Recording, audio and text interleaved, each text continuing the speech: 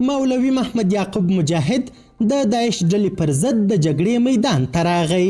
کابل ولایت کې د ملي دفاع وزارت ځواکونو د داعش ډلې پر یو پټنځای برید کړی چې په ترڅ کې خوارج د مرګ په خوب ویده سول. دا چې ملا یعقوب څنګه د داعش خلاف د جنگ میدان کې جنګیږي او خوارجو ته څومره تلفات اوښتي، بشپړ حال را سره همدغه روانه ویډیو کې کتلی سئ. سلامونه قدرمنو لیدونکو، مشال پریس یوټیوب چینل ته مو هرکلی کوم. طالبانو کابل کې د داعش خلاف د عملیاتو خبر ورکړ. باختر خبري اژانس د افغانستان د اسلامي امارت د ملي دفاع وزارت له قوله ویلي چې د کابل په بګرامیو کې د داعش خلاف عملیات کړي.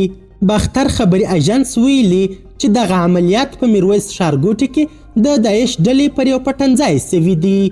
باختر خبري اژانس په دې اړه نور جزئیات نه دي ورکړي، خو خبري سرچینې وایي چې دغه عملیات د داعش ډلې د 2 تنو غړو په وژل کېدو سره پای ته رسېدلي. دا په وروستیو میاشتو کې دویم ځل دی چې طالبانو د افغانستان په بېلابېلو سیمو کې د داعش پر پټنځایونو د عملیاتو اعلان کړی دی. طالبان ټینګار کوي چې داعش په افغانستان کې څرګند حضور نه لري او په هیڅ سیمه کنټرول نه لري او دوی یې جدي ګواښ نه بولي. له دې سره د سیمې او نړۍ یو شمېر هیوادونه وخت په وخت په افغانستان کې د داعش د پیاوړتیا ادعاوې کوي. څو ورځې مخکې د کورنیو چارو وزارت ویلي وه چې داعش غواړي له حج څخه پر راغلیو چارواکو برید وکړي. د افغانستان د کورنیو چارو وزارت د ولایتونو امنیه قمندانانو ته خبر ورکړی و چې د داعش له لورې له حج څخه پر راغلیو دولتي مامورینو د حملو خطر ته پام ولري. د طالبانو د کورنیو چارو وزارت د ولایتونو امنیه قمندانانو ته په استولي مکتوب کې ویلي چې داعش غواړي د طالبانو پر هغو چارواکو بریدونه وکړي چې تازه د حج له سفره راستانه سوي دي.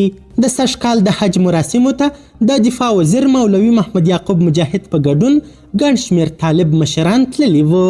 قدرمنو لیدونکو، د ویډیو له کتلو مو نړۍ مننه. د لا زیاتو او نورو لحظه پر لحظه خبري مطالبو لپاره زموږ همدغه مشال پریس یوټیوب چینل سبسکرایب کړئ. تر بیا او بلې ویډیو ښه وخت ښې چارې. د الله په امان.